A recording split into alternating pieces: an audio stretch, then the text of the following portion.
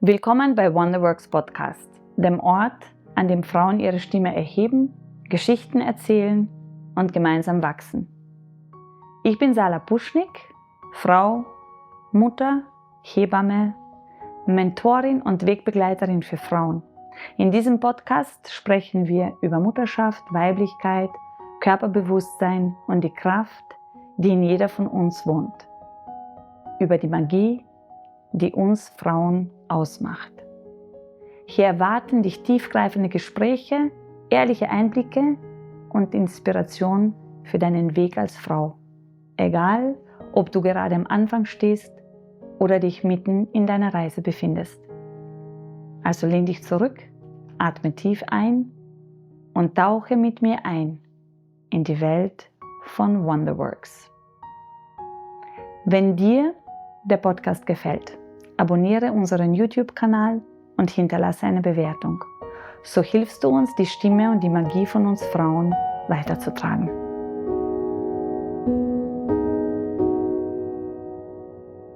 Heute habe ich eine große Freude, eine inspirierende Frau vorzustellen, Julia Wakonik-Wagner, Partnerin, Mutter, Coach und Mentorin für Transformation und herzorientierte Führung. Julia begleitet Menschen und Organisationen auf ihrem Weg der emotionalen und mentalen Weiterentwicklung. Mit viel Klarheit und Einfühlungsvermögen hilft sie, Herausforderungen zu meistern und persönliches Wachstum zu fördern. Als begeisterte Yogini verbindet sie Achtsamkeit mit ihrer Arbeit und integriert diese Werte in ihren Alltag. Zusammen mit ihrem Mann, ihren 2 Kindern, 3 Pferden und einem Hund lebt sie am Stadtrand von Klagenfurt. Dort genießt sie die Balance zwischen Familie, Natur und beruflicher Erfüllung. Ihr Motto: rein ins Leben. Ein Aufruf, das Leben bewusst zu erleben, mutig zu gestalten und andere zu inspirieren. Freut euch auf ein bereicherndes Gespräch voller wertvoller Einsichten, Motivation und ganz viel Herz. Liebe Julia, wann haben wir uns das erste Mal getroffen? Wirklich getroffen beim Ahnenfest. Es war 2022. Magst du erzählen, was du dort gemacht hast? Ja, es war ein wunderbarer Kreis an Müttern, Töchtern, Großmüttern, den du mit 2 anderen Frauen kreiert hast anlässlich des Muttertags. Und ich habe selbst 3 Schwestern und eben meine Mama. Und wir sind natürlich voll im Thema Frausein verwurzelt und auf der Rumpelstrecke neben unterwegs. Und dann habe ich gedacht, das ist eine tolle Gelegenheit, dieses Thema einmal anders aufzurollen und nicht nur durch Geschenke oder irgendwelche Dinge. Und wenn ihr so ein Frauenhaushalt seid, durch was für ein Frauenbild wurdest du eigentlich in deiner Kindheit geprägt? Von einem sehr starken, eigenständigen Frauenbild, von meiner Mama, von einer Person, die wirklich also alles angegangen ist, alles, auch vieles geschafft und erschaffen hat. Von dem wurde ich geprägt, auch von meinem Papa. Zu seinem 60. Geburtstag habe ich so ein Videozusammenschnitt gemacht und unter anderem habe ich dann auch erwähnt, dass ich ihm so dankbar dafür bin, dass er nie den Sohn quasi in uns vermisst hat oder uns das nie zu spüren gegeben hat, weil wir haben immer Landwirtschaft zu Hause und 4 Mädels und wir haben niemals das Gefühl gehabt, dass das ein Thema ist, wenn dann nur von außen. Wie glaubst du, hat er, weil das ist ja doch eine Generation, die eigentlich jetzt nicht selbstverständlich, also ich glaube, dass es für einen Mann gar nicht so einfach ist, mit 5 Frauen zusammenzuleben, die sehr in ihrem Zyklus sind. Also und wenn 5 auf einmal sind, dann ist das ja nicht alles immer ganz synchron. Das heißt, für einen Mann in so einem Haus, kann das schon, glaube ich, herausfordernd sein. Habt ihr mit ihm das einmal, also was sagt er dazu? Wie konnte er das alles so nehmen und sich da seinen Weg finden, ohne dass er sich selbst aufgegeben hat? Da müssten wir ihn selbst fragen, aber Ja, ich werde ihn zitieren, Ja, was er bitte. immer beschrieben hat. Ja, genau. Ich habe 5 Frauen daheim und das Ja. ist herrlich, weil es gibt immer eine, die mich verwöhnt und immer eine, die spinnt. Großartig. Ich glaube, das fasst gut zusammen. Und wie hat sich das dann gefügt bei euch? Das würde ich jetzt total spannend finden. Du hast gesagt, ihr habt nie das Gefühl gehabt, dass da jetzt ein Sohn vermisst wird oder aber auch, dass man eine von euch den Sohn hineininterpretiert, der jetzt diese Rolle, diese quasi Rolle des Nachfolgers erfüllen muss auf einem Hof. Wie habt ihr das familiär gelöst? Ich glaube, das ist, meinen Eltern zu verdanken. Also, grundsätzlich haben sie immer gesagt: „Wir machen kein Rittern unter den Kindern. Jeder darf sich entfalten, wie er ist.“ Sie haben uns da immer sehr bestärkt und begleitet. Mhm. Und das Schöne ist, sie haben uns aber, ja, einfach die Freude gelassen. Und deswegen, es war nie Thema. Es hat sich einfach so ergeben. Mhm. Und ich glaube, das ist einfach der Herzensreife unserer Eltern zuzuschreiben. Mhm. Was hat dich dann weiter in deinem Leben als Frau geprägt und dich zu der gemacht, die du heute bist? Also, ich muss ehrlich sagen, eben, das knüpft an das, was wir gerade gesprochen haben. Bis zu dem Zeitpunkt, wo ich im Berufsleben gestanden bin, habe ich gedacht: „Ja, was hat's da mit dem ganzen Emanzipationsthema auf sich? Wir sind eh alle gleich und ich habe die gleichen Möglichkeiten wie jeder andere.“ Und, ich war von Geschichten geprägt wie von meiner Großmutter. Die war eine der ersten Frauen, die den Führerschein gehabt hat und sie ist schon als junges Mädel quasi mit der Kutsche nach Klagenfurt auf den Markt gefahren von St. Veit und so. Ein sehr selbstständiges, Sein als Frau zur damaligen Zeit. Und eigentlich erst im Berufsleben habe ich gemerkt, da gibt's eventuell Unterschiede und ganz klar das Mama-Sein oder Mama werden war dann mit Sicherheit die größte Transition in dem Bereich, ja. Mhm. War die Entscheidung, dass du in Mutterschaft eintreten magst, war das eine bewusste Entscheidung in deinem Leben? Jein. Mir war immer klar, dass ich eine Familie haben möchte. Also, es war für mich und meinen Mann klar. Wir waren aber nicht an dem Punkt, dass wir gesagt haben: „So, wir wünschen uns jetzt ein Kind und jetzt gehen wir's an.“ Überhaupt nicht. Tatsächlich hat das Ganze mit einem Chargenfehler, bei der Spirale begonnen. Und, ja, ich war Yoga-Ausbildung auf Mallorca und so, Anfang Jänner nach Weihnachten und dann bin ich zurückgekommen und irgendwann so: eigentlich hätte ich meine Tage haben sollen.“ Und das war ganz spannend. Auf jeden Fall, ich war schwanger, weil es hat einen Chargenfehler gegeben bei dieser Spirale, die ich eingesetzt gehabt habe. Und die ist nach unten gerutscht und es hat sich oben ein Baby eingenistet. Und das war zuerst ein großer Schock, vor allem für meinen Mann. Wie alt wart ihr damals? Das ist noch nicht so lang her. Das war im Jänner 2020. Also wir waren schon sehr, sehr lange zusammen, schon viele Jahre verheiratet, im eigenen Haus, beruflich total fix im Leben. Aber es war ein einschneidendes Erlebnis, weil uns das auf einmal so getroffen hat. Und es war der erste Moment, in dem ich mit diesem Gedanken und diesem Gefühl konfrontiert war. Wir haben uns dann sehr schnell gefreut und auf die Situation eingestellt. Ich habe das Baby dann leider recht früh verloren, aber ich war immer so dankbar für diese Erfahrung, weil mich das erste Mal quasi ohne Druck mit dem ganzen Thema in Verbindung gebracht hat. Das heißt, es hat den Fokus im Leben dorthin gelenkt. Ah, so ist das. Und wie bist du damit umgegangen, dass du das Baby verloren hast? Ja, im ersten Moment habe ich sehr, sehr geweint, aber ich würde sagen, ich war in guter Verbindung zu dem. Also, ich war dankbar für diese Erfahrung. Also, ich habe das eigentlich sehr schnell, also gleich so gesehen, wow, ich habe mit dem in Kontakt treten dürfen. Und bis zum errechneten Geburtstermin von dem Baby, war das immer wieder so halt da: wie weit wäre ich jetzt und wie ist das und so. Und dann war aber der Punkt, wo ich dann wieder gesagt habe, so: „Na, Kinder sind jetzt noch kein Thema für mich.“ Also, ich habe dann auch abgeschlossen gehabt damit und gesagt: „Na, das passt.“ Das heißt, war so wie du es beschreibst, es hat jemand von außen angeklopft: „Hey, so fühlt sich das Thema an“, angetriggert ein bisschen. Und ich finde total schön, wie du beschreibst, dass das ein Geschenk war. und dass du hättest ganz anders umgehen können damit. Was hat dir diese Möglichkeit gegeben, da ihr berührt, inspiriert zu werden, als ganz traurig zu werden, dass da ein Kind am Weg war und es dann nicht zu einer vollkommenen Schwangerschaft gekommen ist? Ganz sicher mein Blick aufs Leben und aufs Erleben. Wie ist dein Blick aufs Leben und Erleben? Naja, wir sind ja da, um uns zu erfahren als Mensch. Und wir haben immer die Möglichkeit, egal ob es jetzt was Freudvolles ist oder etwas Neutrales oder Schwieriges, wie wir auf das schauen. Und da muss ich sagen, da hat mir schon eben mein Achtsamkeitspraxisweg und mein Yoga-Weg schon dazu geholfen, dass ich die Dinge gut lassen kann, wie sie sind.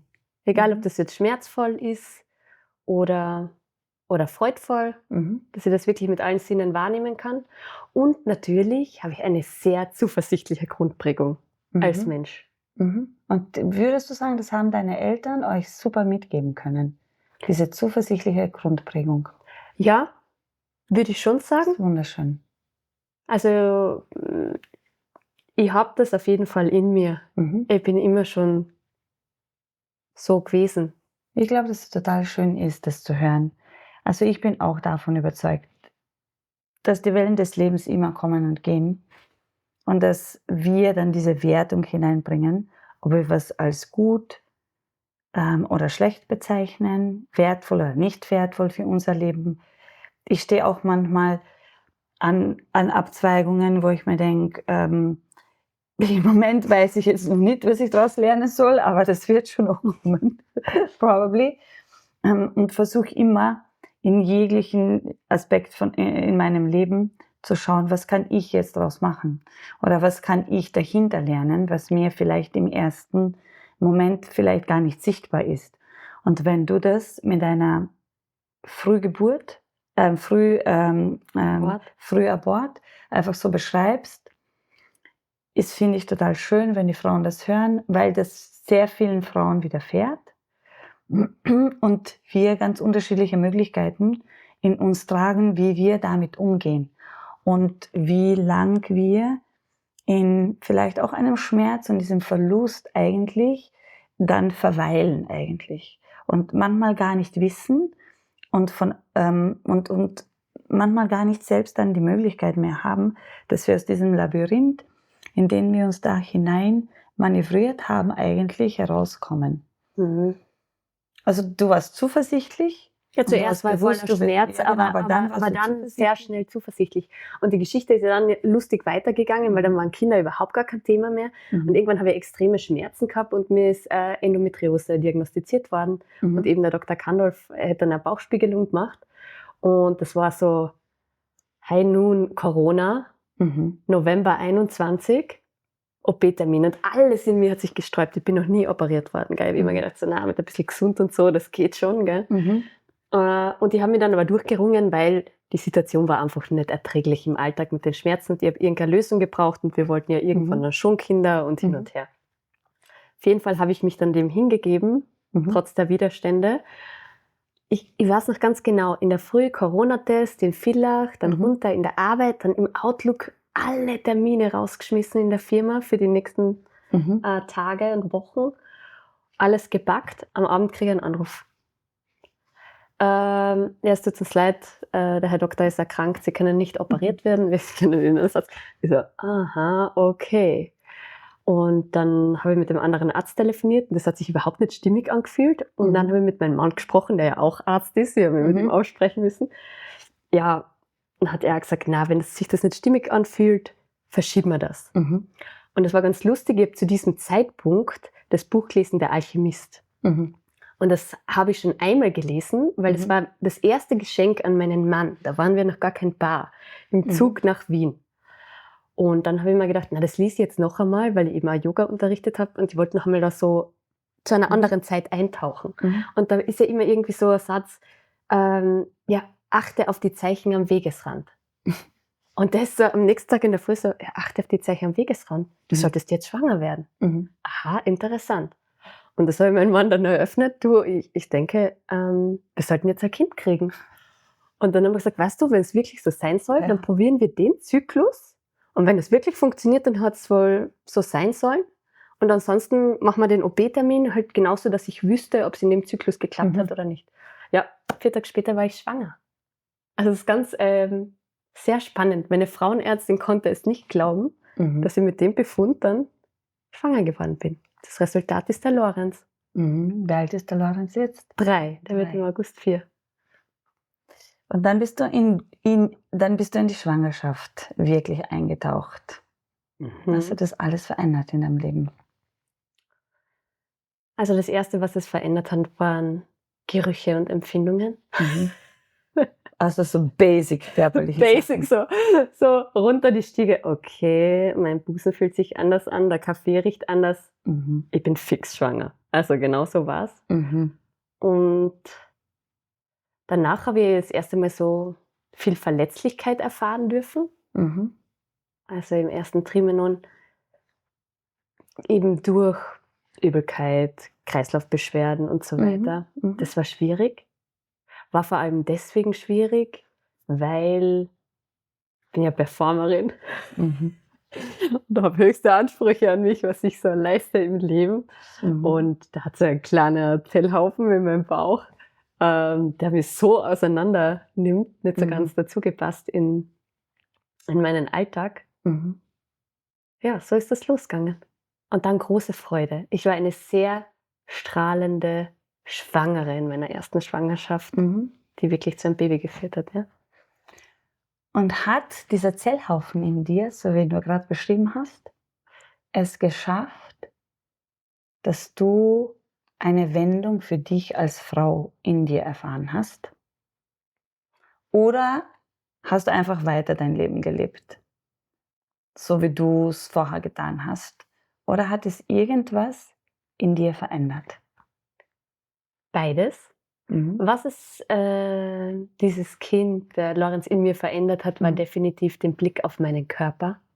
Hat es sehr positiv verändert. Ja, zu meinem ganzen Selbstbild, wie mein Körper ist, was mein Körper kann. Wahnsinn, bin ich ultra dankbar. Sag immer, ich war noch nie so positiv mit meinem Körper wie damals. Der Ansatz, wie ich auf das Ganze zugegangen bin, hat schon sehr dem entsprochen, was ich sonst auch gemacht habe. Ich sage immer, eigentlich habe ich so ein bisschen ein Hebammenstudium habe ich schon gemacht nebenbei. Ich war sehr informiert und aufgeschlaut und habe natürlich das sehr ernst genommen und alles getan, dass ich möglichst gesund, möglichst informiert, möglichst vorbereitet. Das heißt sehr viel im Gehirn auch? Sehr viel, auch im Körper, aber sehr viel im Gehirn auch. Ja, genau. Was war dein Plan dann? In Bezug auf Mama sein? Was war dein Plan dann? Also eine Schwangere macht sich Gedanken dann darüber, wie sie den Alltag lebt, wie sie ihr Leben weitergestalten wird, aber natürlich ist irgendwann Geburt auch dran. Und davon kann man nicht weglaufen. Irgendwann beginnt man sich auch die Gedanken darüber zu machen, wo ist jetzt der Ort, wo ich das Baby gebären mag, wer wird bei mir sein, wie soll das sein, was stelle ich mir vor, was wünsche ich mir. Ich glaube, dass das unwillkürlich in einer Schwangeren dann eigentlich passiert. Wie war das bei dir? Also beruflich war mein Weg ganz klar, so schnell wie möglich zurück in die Firma. Ich habe meinen Beruf sehr, sehr geliebt. Liebe ich noch immer, aber zu dem damaligen Zeitpunkt war das wirklich eine hohe Priorität in meinem Leben. Das habe ich dann auch gemacht. Also ich habe nach 8 Wochen Mutterschutz wieder angefangen, nur mein Herzensprojekt, ein Magazin, weiter zu bearbeiten. War auf der Uni, habe mir am Tag der Geburt lustigerweise für Philosophie inskribiert und all solche Sachen. Und ansonsten über den Alltag habe ich mir nicht so viele Gedanken gemacht, weil ich ja irgendwie gesehen habe, durch meine Eltern, Kinder sind ganz normal und Kinder müssen mit. Also bei uns war das nie so ein Thema. Deswegen war das auch in mir kein Fragezeichen. Vielleicht naiv im Rückblick. Und Geburt, ja, ich hätte gerne eine Hausgeburt gehabt. Das war für meinen Mann damals aber sehr Wie bist du auf die Idee beängstigend. gekommen? Wie kommt man auf die Idee? Erstens, weil ich's ja mitgekriegt habe, dass es möglich ist und weil ich immer schon gedacht habe, irgendwie so, mit dir könnte es gut passen, ohne dich jemals gesehen zu haben. Mhm. Mhm. Und um ehrlich zu sein, auch weil ich eine sehr große Ablehnung gegenüber Krankenhäusern gehabt habe zum damaligen Zeitpunkt und für mich das sehr verängstigend war, die Vorstellung, Nadeln, alles. Also es war für mich sehr, sehr beängstigend. Das heißt, einerseits hast du gemerkt, du hast ein gutes Gefühl für dich gehabt Mhm. und warst gut mit dir verbunden. Und dann hast du diese Vorstellungen gehabt, wie ist es, wenn ich zu Hause das Kind kriege, wie ist es, wenn es im Krankenhaus gibt, und das hat dich eher eng gemacht. Mhm. Und es wäre eine Entscheidung, wäre es eine Entscheidung gegen das Krankenhaus gewesen oder für eine Hausgeburt? Na, auf keinen Fall gegen das Krankenhaus, Ja. weil Mhm. so informiert war ich schon und das da irgendwie, also man kann einen Plan haben, aber dann muss man mit dem fließen, was da ist. Mhm. Und mein Idealzustand wäre einfach gewesen, ich habe eine Hebamme, die mich kennt, die mich betreut, Mhm. mit der ich eine richtig gute Verbindung habe. Mhm. Und egal, was passiert im Laufe der Schwangerschaft oder im Laufe der Geburt, können wir eine informierte Entscheidung treffen als Team. Also Mhm. mein Mann, ich und unsere Hebamme. Mhm. Und das war so mein Ziel. Und egal, was dann rauskommt, ob da dann ein super friedvolles Sektjahr rauskommt oder wie, Mhm. das weißt du ja vorher nie. Wie ist es dann gelaufen? Ja, gelaufen ist es dann so, das wird schnell schwanger werden, war anscheinend eine gute und eine schlechte Idee, weil der Geburtstermin war im August. Also schlechter Zeitpunkt an alle, die es planen. Und dazu gekommen ist noch, ich habe eben durch den Verlust eines Kindes davor auch gewusst, so nicht zu früh und so weiter. Deswegen war ich ein bisschen spät dran. Ich war sehr schon in der 12. Woche, 13. Woche und natürlich im Sommer halbe Belegung, Hausgeburtshebammen und dann bist du eigentlich schon weg vom Fenster. Aber Das heißt, du hast tatsächlich dann keine Hebamme für die Geburt gefunden? ja, Hausgeburt, ja, ich habe dann nicht so viel weitergefragt eigentlich, weil Hausgeburt war dann für meinen Mann ein No-Go zu dem damaligen Zeitpunkt, aber ich habe trotzdem eine Hausgeburtshebamme gesucht, weil mein Idealbild war dann eben die Wehenbegleitung zu Hause und dann mit gutem Befund ins Krankenhaus. Also das war dann so unser Ding. Das hätte sicher super gut gepasst. Das war dann aber anders. Ich habe dann eine Hebamme gehabt, die das normale Kassenprozedere gemacht hat und bei der ich einmal in der Schwangerschaft war und dann ab 5-mal im Wochenbett oder so. Und die Geburt, ja, ich war total überzeugt von der Kraft der Frau. Also ich war ja so positiv, gell, und ich habe gewusst, das ist ein archaisches Erlebnis und habe das ja auch gewusst, meine Mama und meine Schwester haben geboren und so weiter.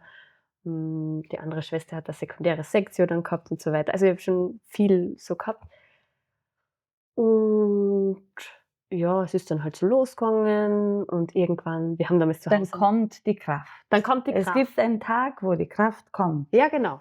Genau, und dann baut sie sich immer stärker auf im Körper. Ja, und das war aber ein bisschen schwierig, weil ich war dann ganz spontan in der Badewanne im Haus meiner Eltern, weil wir haben damals noch keine Badewanne gehabt und ich war gerade zufällig im Haus und bin ab und zu in der Schwangerschaft baden gegangen und habe gesagt, so, jetzt gehe ich kurz in die Badewanne. Und da waren meine Wehen schon schön regelmäßig und habe damals schon erkannt, so, nein, ich muss doch unbedingt was essen, habe auch Luven-Diät gemacht. Bitte bringt's mal ein Glas Wasser, bitte bringt's mal ein Stückchen Brot. Und ja, da ist es losgegangen und da habe ich halt dahin geweht und dann irgendwann ist mein Mann gekommen und hat dann gesagt, so, jetzt gehen wir heim, jetzt gehst du schlafen, das dauert noch ewig, du bist Erstgebärende. Und das war für mich aber unerträglich zu Hause. Also da war das so der Bruch, das war sehr schwierig bei der ersten Geburt. Wo die Kraft, du gemerkt hast, die Kraft wird einfach immer stärker und nach Hause schlafen ist jetzt nicht unbedingt dein Ziel. Ja, auch zu Hause auf der Couch, es war für mich alles zu hart. Ich habe überhaupt gar keinen Platz gefunden, wo ich irgendwie in Ruhe wehen kann. Ich wollte nur im Wasser sein. Ich wollte nichts anderes. Also für mich, jedes Mal, wenn dann eine Wehe, also ich habe halt so ausprobiert, gell, war erste Geburt.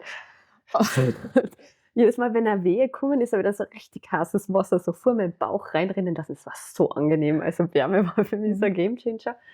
Ja, und ich war da eigentlich voll positiv und dann irgendwann um 10 Uhr habe ich gesagt zum Thomas, das funktioniert nicht, bitte gehen wir wieder zu Mama und Papa in die Straße weiter runter in die Badewanne. Das haben wir dann auch getan. Und da habe ich eigentlich die ganze Nacht so dahin geweht.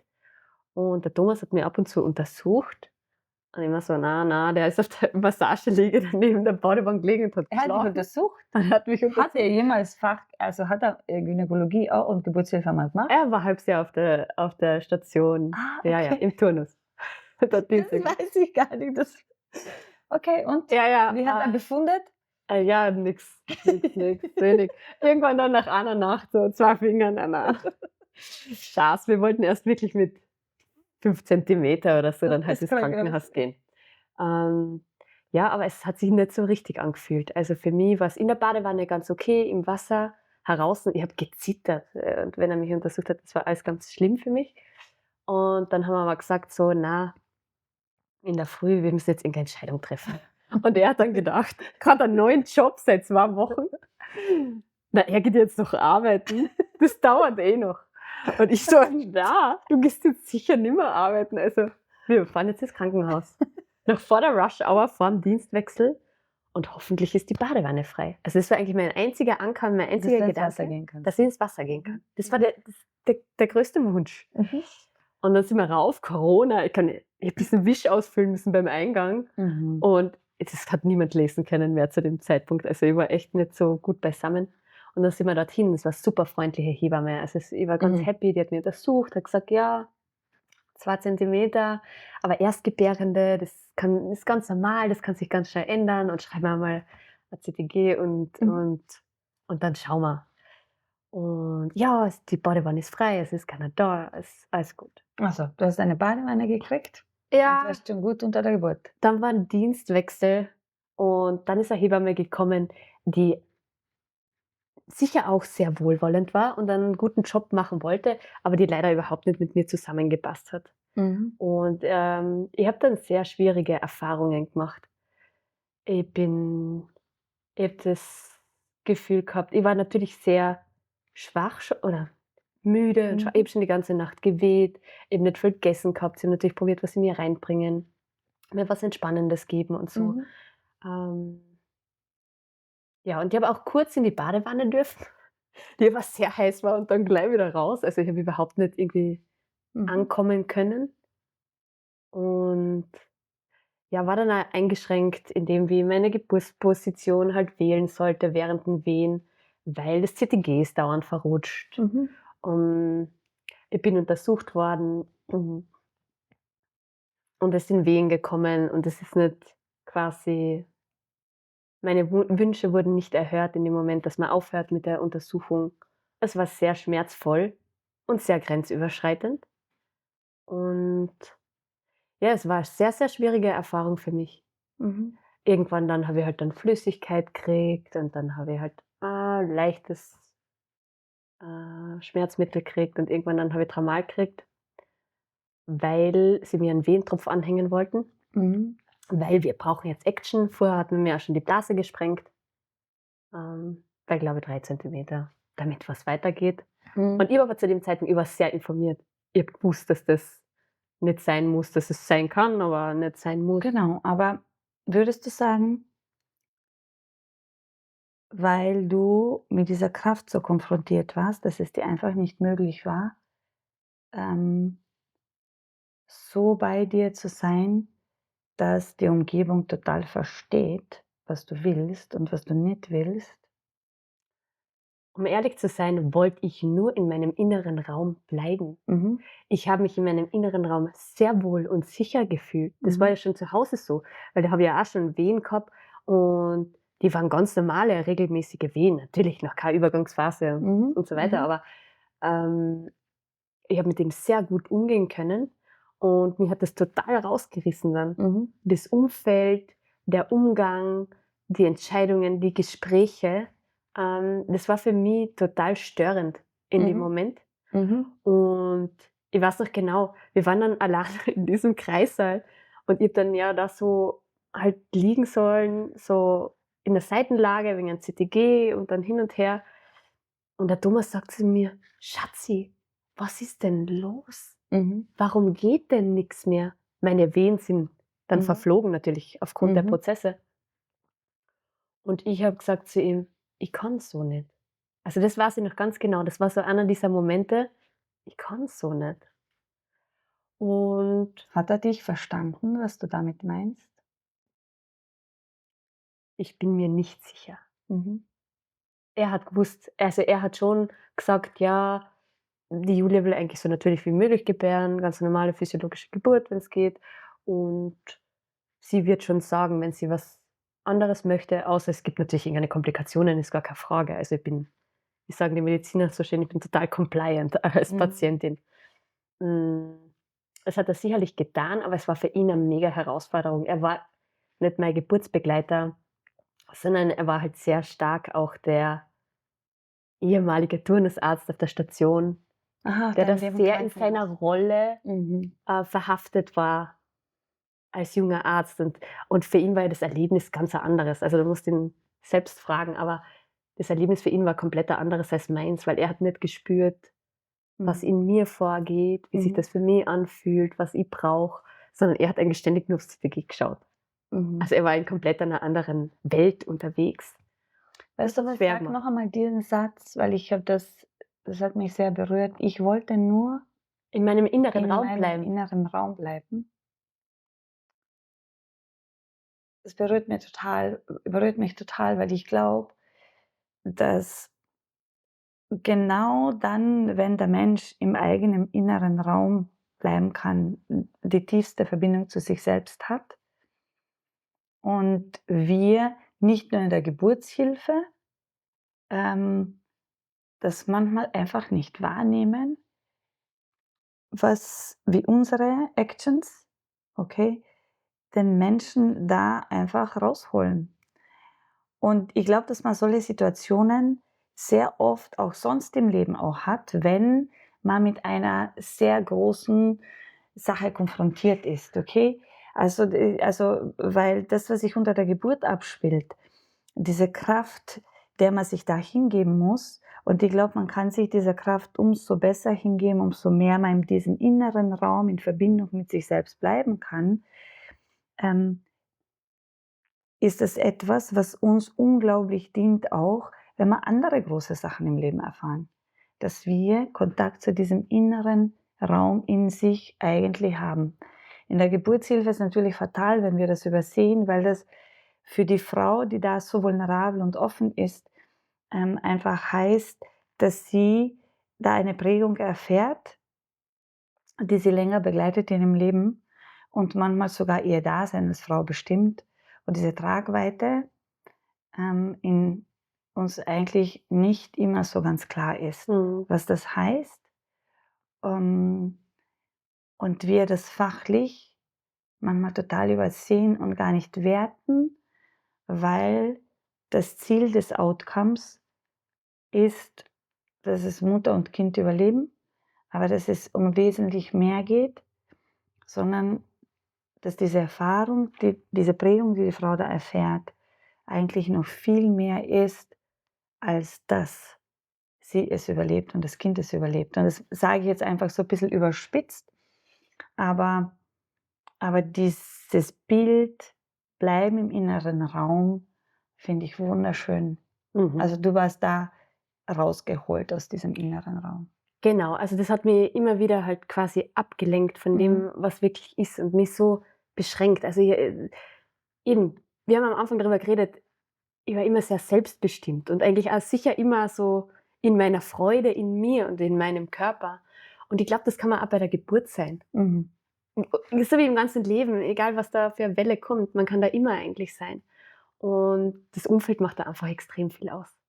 Und dann, wenn ich so dieses Bild jetzt habe, so wie du es so schön bildlich beschrieben hast, dann bist du disconnected vom inneren Raum.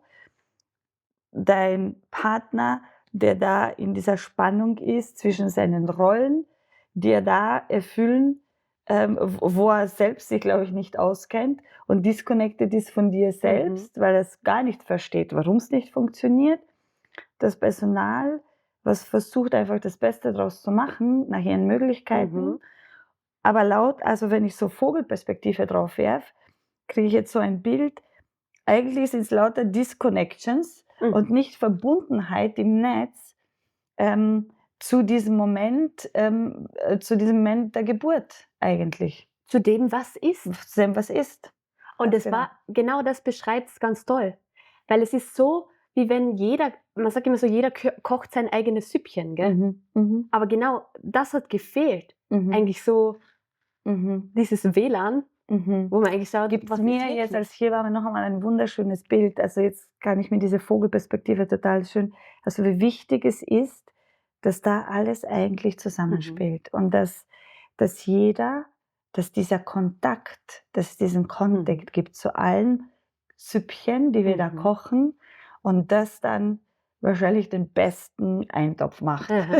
Ja, also das ist es wirklich. So Gänsehaut bei dem Bild. Ja, und Lorenz ist dann geboren. der Lorenz wurde dann geboren. Also ich habe dann eben Mittel gekriegt für die Wehen, vorher das Schmerzmittel. Das Schmerzmittel hat mich voll weggebeamt. Also das habe ich überhaupt nicht gut vertragen. Ich war da quasi sofort weg und die Entkopplung von mir ist eigentlich weitergegangen. Es ist dann die Übergangsphase gewesen, es ist die erste richtig heftige Wehe gekommen und ich habe mich so erschreckt. Ich weiß noch ganz genau. Ich habe erlebt, wie ich geschrien habe und ich habe mich so erschreckt vor mir selbst, was da jetzt eigentlich abgeht. Weil ich bin in einer Seitenlage gelegen, habe irgendwie gedämmert und dann ist das losgegangen und der Thomas hat sich auch voll erschreckt, was jetzt passiert, logischerweise. Und die Hebammen sind gekommen und gesagt, na, also das ist dann so schnell gegangen. Ja, und dann am Rücken und habe ihn geboren, ihm genaue Anleitungen gegeben. Das habe ich sehr gut umgesetzt, aber während ich da gelegen bin, also einerseits, zuerst war da immer so, dass so, na, also ich will eigentlich gar nicht so da liegen, aber diese Kraft ist halt quasi durch dieses Medikament durch mich durchgeflossen. Und das Zweite war, ich habe wirklich meine Sinne ein bisschen verloren. Also ich habe fast nichts hören können. Ich habe nichts sehen können, weil ich habe 10 Dioptrie und ich habe ja schon die ganze Nacht geweht und das war dann schon zu Mittag. Ich habe 10 mir die Brille runtergenommen, weil es war so heiß, Mitte August, 35 Grad, es war alles angelaufen. Also ich habe nichts sehen können, ich habe fast nichts hören können. Ich habe mich teilweise von oben gesehen, also ich war wirklich in einer anderen Perspektive auch des Erlebens und ich habe voll gepusht und die waren begeistert, wie ich das gemacht habe. Also es war ja dann kein Thema, ich habe das voll umgesetzt, aber es war halt nicht ein Umsetzen aus einer Verbindung, sondern das eine war was Technisches, was ich super gut machen habe können körperlich und das eine war, meine Seele war weg. Und jetzt bin ich gerade berührt, aber ich habe ewig nicht drüber sprechen können. Ich habe so viel geweint, weil es für mich so eine schlimme Erfahrung war. Ich hätte es überhaupt nicht so erzählen können. Und ich habe mich so auf diesen Moment gefreut, eben ich in meiner Frauenkraft gebären, wurscht in welchem Setting, ich mein Kind an meine Brust holen. Und was ist passiert? Sie haben mich gefragt, ob ich das Baby haben möchte. Das erste war mir so, bitte gib's mir die Brille, ist ja gar nicht. Und das zweite war so, nein, ich kann nicht, Thomas, bitte nimm du es. Also ich habe das Kind nicht zu mir nehmen können. Aber das war nicht körperlich, sondern das war einfach in mir als Mensch gerade nicht drinnen. Hat es mir dann raufgegeben und ich habe absolut nichts empfunden. Also ich habe nichts empfunden. Und das ist eigentlich der einzige Punkt, für den ich wirklich ein bisschen Wehmut empfinde, weil was davor war und danach das ist das eine, aber um diesen Moment beraubt zu werden, das erste Mal das eigene Baby zu spüren und auf sich zu haben und dass dann das jemand, wer auch immer dann der Grund ist, aber dass dann das verwehrt bleibt, ist schon hart. Also diese Verwehrung bleibt, glaube ich, weil du dich nicht ganz erlebst in dem Moment, weil so wie du es beschreibst, so wie du es erlebt hast, die Seele und der Körper total disconnected waren und wenn du nicht in einer Verbindung bist, dann kannst du die ganze Zeit nicht erleben, dann sind das zwei verschiedene Wesen und ich denke, dass ich bin davon überzeugt, dass wir nicht nur Körper sind, sondern dass es da einen Seelenanteil gibt. Und diese Seele, so wie du es beschreibst, wie du es auch von oben gesehen hast, so disconnected, war so vielleicht auch überfordert mit all dieser Kraft, mit all das, was passiert, dass sie einfach nicht mit kann. Definitiv. Und dann machst du das körperlich alles, dass das Kind geboren werden kann, aber es ist einfach keine Verbindung da. Genau. Und wenn wir nicht verbunden sind, wenn diese Verbindung in uns nicht existiert, dann können wir Sachen nicht erfahren. Dann spüren wir sie nicht, dann haben wir kein Gefühl zu diesen Sachen, weil dann so eine tiefe Disconnection da ist. War es dir in dem Moment bewusst oder kannst du es heute so sehen, weil du einen Abstand hast, weil du reflektieren kannst, weil du schon wieder ganz eine andere Frau bist, weil du noch andere Erfahrungen weitergemacht hast? Mir war das sehr schnell bewusst. Ich habe auch im Krankenhaus, ich habe ganz, ganz liebe betreuende Hebammen dann auch gehabt in den Tagen, in denen ich stationär war. Ich habe da sofort drüber gesprochen. Ich habe sofort geweint. Ich habe sofort gewusst, dass das nicht okay war für mich. Ich habe nicht auf den Gang gehen können und mir einen Tee holen, weil ich habe die Frauen im Kreissaal gehört und es hat mich zerrissen. Also das war ganz schlimm für mich. Und ich habe darüber gesprochen und also mir war das schon bewusst, dass das nicht gut war, so wie es war. Auch wenn dann, ich beschreibe das immer so nach der Geburt, okay, auf den Fotos sieht man, dass ich einfach komplett weg war. Also da ist kein Stück Freude oder irgendwas in meinem Blick. Also ich war weg, im Gegensatz zu Thomas total berührt, total freudvoll, total schön. Und dann bin ich schlafen gegangen, war fertig von der Geburt und dem Ding. Und der Kleine war neben mir in diesem kleinen Bett dann zuerst. Und dann bin ich munter geworden, nach 2 Stunden. Und habe mir gedacht so, oh Gott, wie lange habe ich jetzt geschlafen? Das ist jetzt mein Kind. Was muss ich jetzt tun? Wie lange habe ich geschlafen? Wo ist die Windel? Und dann ist eigentlich eine sehr schöne Zeit losgegangen, weil die Beziehung von Lorenz und mir war super gut und ich habe da sehr freudvoll rangehen können, auch beim Stillen. So, na komm, jetzt probieren wir noch einmal, all inklusiv ist vorbei. Also das hat gut gepasst, auch wenn da dieses Geburtserlebnis war. Aber das hat jetzt, würde ich sagen, nicht die Bubble von mir und meinem Kind irgendwie Also die konntest du dann auch. Das kannte ich super gut, ja. Und wie würdest du diesen Prozess beschreiben? Wie hast du das in dir beobachtet, dass deine Seele danach kommt, dass du wieder verbunden wirst in dir selbst, dass du wieder diesen inneren Raum gespürt hast? Ich glaube, das war echt einfach dann, ohne Einflüsse von außen und ohne irgendwelche Medikamente, einfach die Liebe zu meinem Kind. Also die konnte dann Also das konnte fließen und auch der Milchschuss war dann gut und alles. Also das hat wirklich, ich glaube, das war so der heilende Faktor. Der Lorenz und ich. Es war ja niemand da, es war ja Corona, der Thomas war auch fast nie da, der Prozess war schwieriger. Aber das Baby und ich, Also ihr habt das war ein Match. Also und er hat dir geholfen, dass du in Verbindung mit dir selbst wiederkommst. Definitiv. Und wie hat dieses prägende Erlebnis dich als Frau dann verändert? Den Blick auf die Frau? Den Blick auf die Frau, erstens noch einmal mehr Respekt vor jeder Frau, die einfach ein Kind trägt, gebärt, nährt. Ich meine, einfach irre. Wurscht, ob es jetzt Kinder sind oder Ideen, aber einfach wow.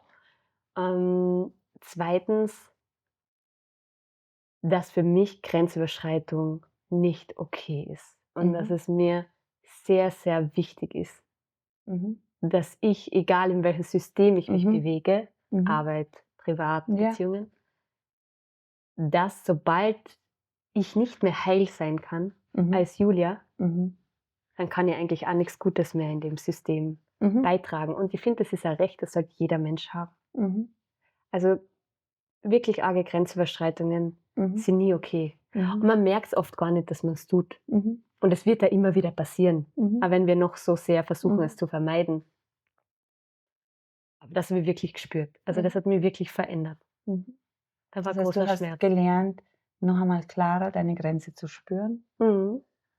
Und nicht nur zu spüren, sondern auch das nach außen zu tragen, das überschritten ist in jeglicher Hinsicht. Was hat das mit Menschen um dich herum gemacht? Ich habe gelernt, dass es sehr wichtig ist, andere Perspektiven klar zu kommunizieren. Also meine oder andere, dass das sehr, sehr wichtig ist. Weil oft findet man nur nicht zueinander, weil man gar nicht weiß, worum es geht. Und das ist ja, glaube ich, nicht nur unter der Geburt, sondern oft so. Ja, genau. Und das, glaube ich, ist sehr essentiell, dass man das einfach tut Und dass man dem die Wichtigkeit beimisst, die es wirklich hat. Die es wirklich hat. Ich glaube, es gibt überhaupt nichts Wichtigeres, als gegenseitig sich als Mensch tanzen durchs Leben, eigentlich immer vor und zurück und tasten. Wo stehe ich, wo steht der andere, und das auch auszusprechen. Und das auch auszuhalten, was da ist. Egal, was das jetzt ist. Wirklich sich erlauben, das zu fühlen und nicht gleich dazu hauen, na, das kenne ich auch, mir ist es auch so gegangen, oder eben so, das ist sicher nicht so und Hauptsache sie sind gesund, jetzt halt im Geburtskontext oder in anderen Dingen ist es ja also am Ende, das Projekt hat ja schon gepasst. Sondern wirklich sich zu erlauben, okay, was ist da für jeden Menschen in diesem System? Das darf gefühlt werden. Und dann wieder mit dieser Zuversicht, kindlicher Neugier, Freude, mit dem weiterzuarbeiten. Und zum Beispiel, jetzt machen wir einen Sprung nach vorne, weil ich weiß, wie unsere Begegnungen dann stattgefunden haben, wie du das erste Mal bei mir gesessen bist und gesagt hast, so Sarah, das und das und das und das und das ist mein Wunsch.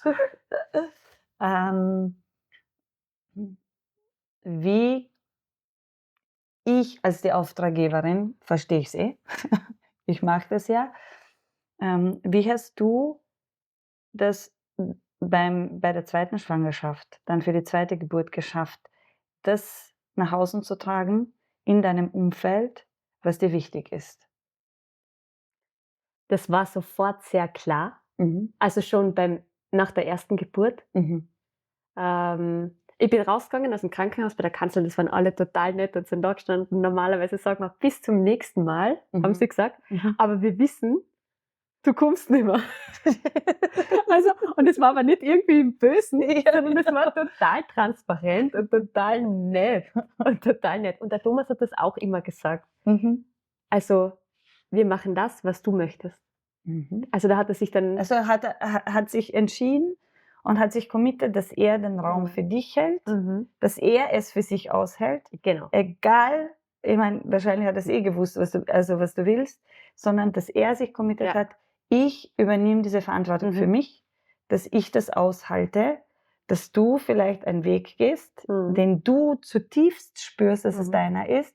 Ich vielleicht nicht, aber ich committe mich aus Liebe zu dir. Ja. Und aus Vertrauen. Und aus Vertrauen, dass ich es schaffe, dass mir da nicht alles um die Ohren fliegt. Wie war es dann? Ja, mega. Eigentlich will ich das gar nicht so erzählen, weil das dann so klischeebehaftet jetzt dann rüberkommen könnte. Und ich sehr wohl weiß, dass da dazwischen noch alles drin gewesen wäre. Die Schwangerschaft war nicht so cool wie beim Lorenz. Es war ein schwieriger Prozess, es ist mir körperlich nicht so gut gegangen, ich war nicht so in der Kraft. Aber ich war von Anfang an nach einem positiven Test schon mit dir verbunden und war so froh, dass das geklappt hat. Das war mein größter Wunsch. Ja, und am Ende war es so, 2 Wochen vor Geburtstermin warst du das erste Mal zu Hause Vorsorge.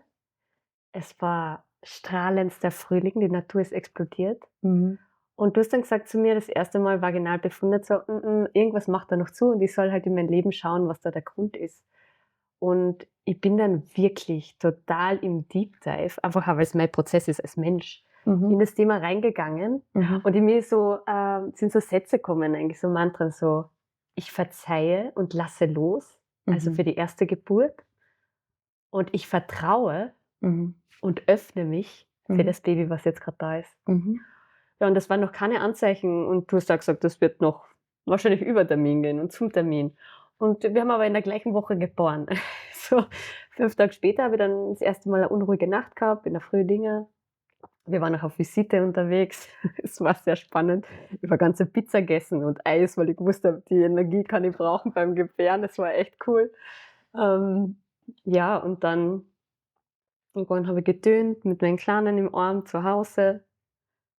Ich habe mir immer gewünscht, dass es passiert irgendwann in der Nacht und der Lorenz nicht weg muss, weil tagsüber wäre das ja kein Problem. Aber ich wollte nicht, dass irgendwer im Haus ist, egal, auch wenn ich unsere Familien sehr liebe.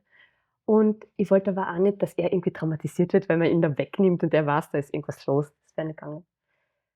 Ja, auf jeden Fall habe ich dann irgendwann gedacht, ich bin zu laut, ich gehe jetzt in ein anderes Zimmer. Dann habe ich irgendwann gedacht, wann werde ich denn die Sala anrufen? Weil es ist Sonntag, 22 Uhr, 23 Uhr.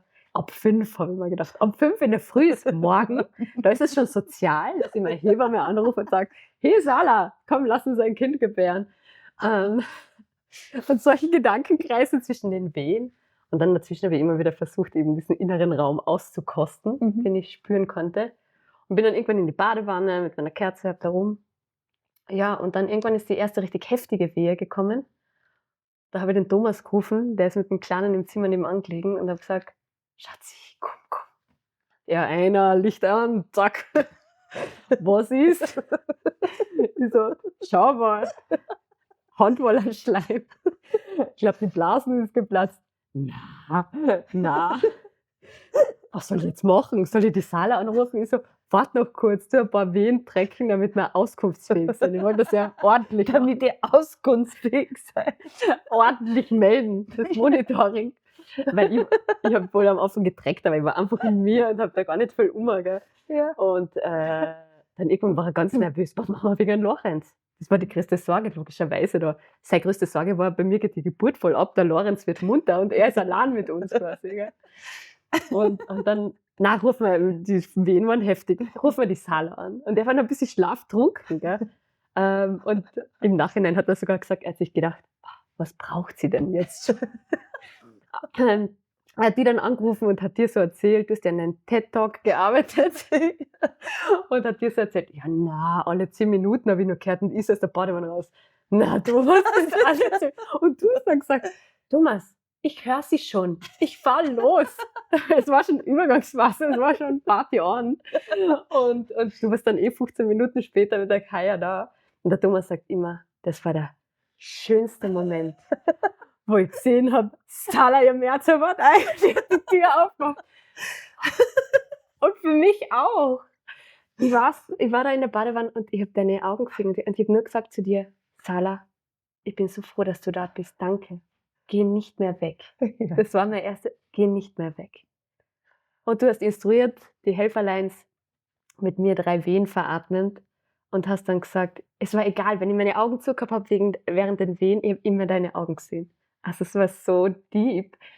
Und dann hat der Thomas, hast du gesagt, okay, Schatz, jetzt muss ich dich einmal untersuchen. Zack. Okay. Ei hat eng anliegend, Kopf am Beckenboden, das Baby kommt jetzt. Willst du im Wasser bleiben oder bist du raus? Das musst du jetzt entscheiden. Und ich so, nein, ich gehe nirgends mehr hin. Also, ich gehe nirgends mehr hin, lass mich in Frieden, für mich passt das so. Okay, Thomas, Badehose, du musst hinter die Julia in die Badewanne, die Julia anders, damit sie Halt hat, sonst dann geht das nicht. Ja, und dann ist es eigentlich rund gegangen und sie war da. Also du warst 25 Minuten von...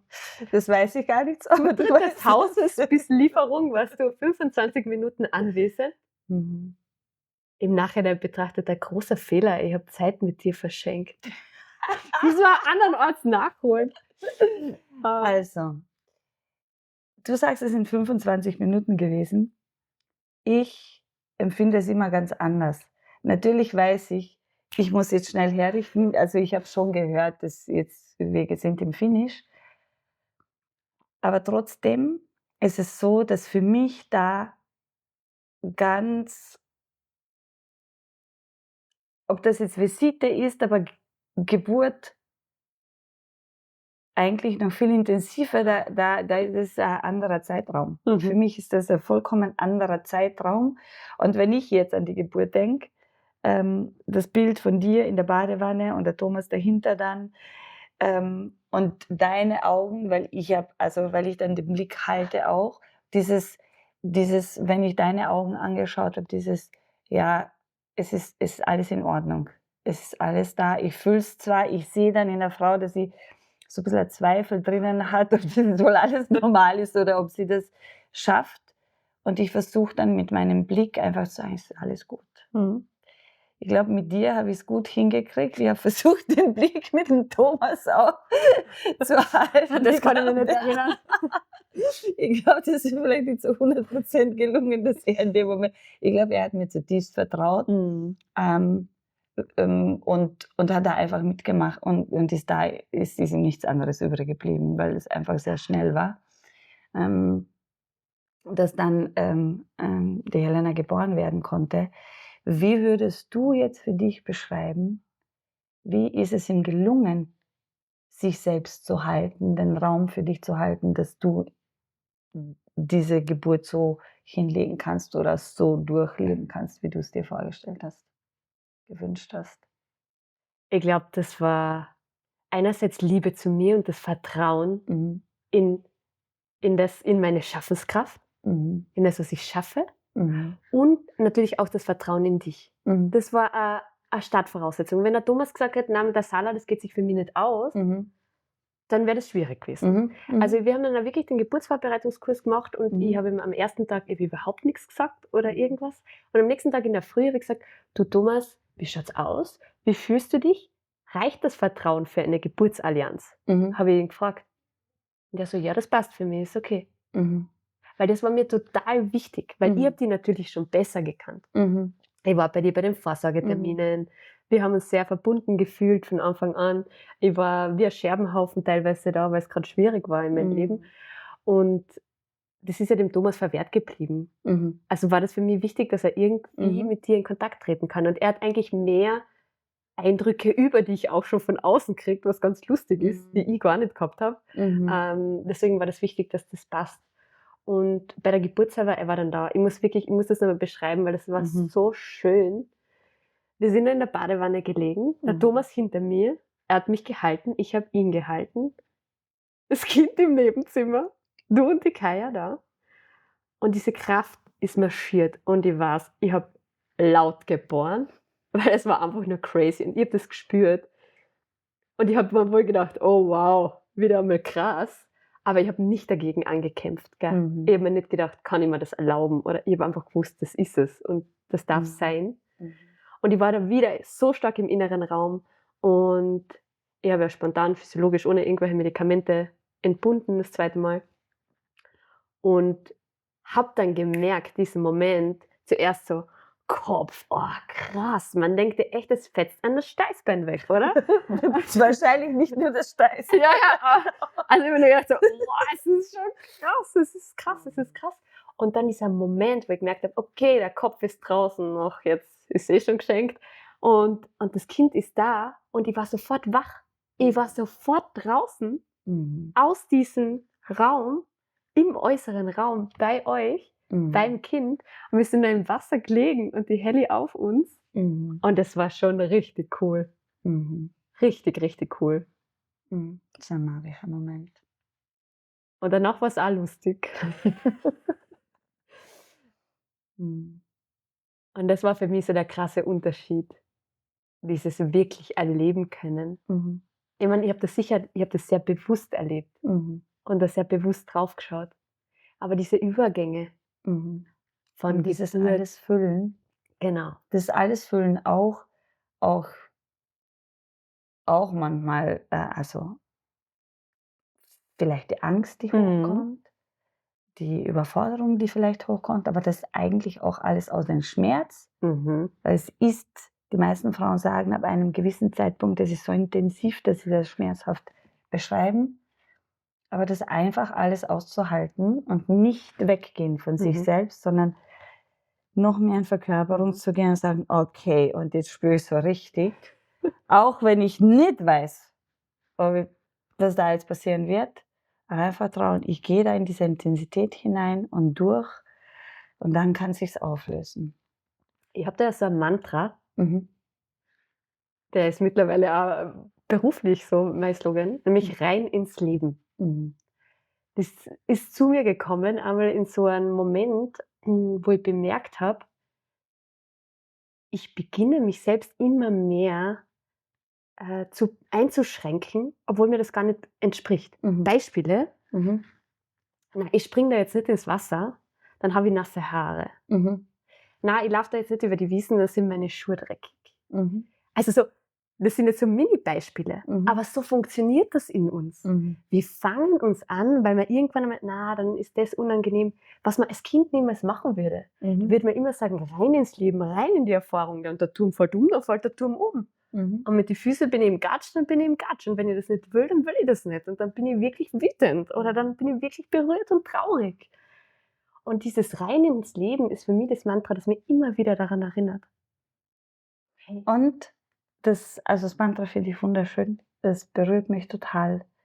Sagen, die Geburt ist rein ins Leben, rein in das Gefühl. Und dann kann die Transformation stattfinden. Und wenn man dieses Mantra für sich gefunden hat und weiß, dass man es einmal geschafft hat, weil die Geburt halt intens ist und die halt Auswirkungen auf so vieles dann hat, dann kann man das immer wieder hernehmen, wenn man richtig rein ins Leben muss und den nächsten Schritt machen und sich daran nähern und nicht disconnecten. Würdest du sagen, dass das prägend war, dass du noch mehr ins Leben hinein kannst? Die Geburt? Ja, genau, das Erlebnis, dass du da in das eingestiegen bist dann. Bestimmt. Also ist ganz sicher ein Faktor. Aber ich glaube, es ist sehr hilfreich, wenn man sich schon bei den ganz kleinen Dingen immer wieder erlebt. Weil das ist einfach ein Muskel, der trainiert werden darf. Genau. Und dann schaffst du es bei der Geburt auch. Und natürlich denke ich mir jetzt so, warum stelle ich in Frage, ob ich das schaffe? Verdammt, das sage ja jeder Frau. Hey, du hast ein Kind gebaut, geboren, genährt. Dir hat nie jemand erklärt, wie das geht. Natürlich kannst du das schaffen. Danke.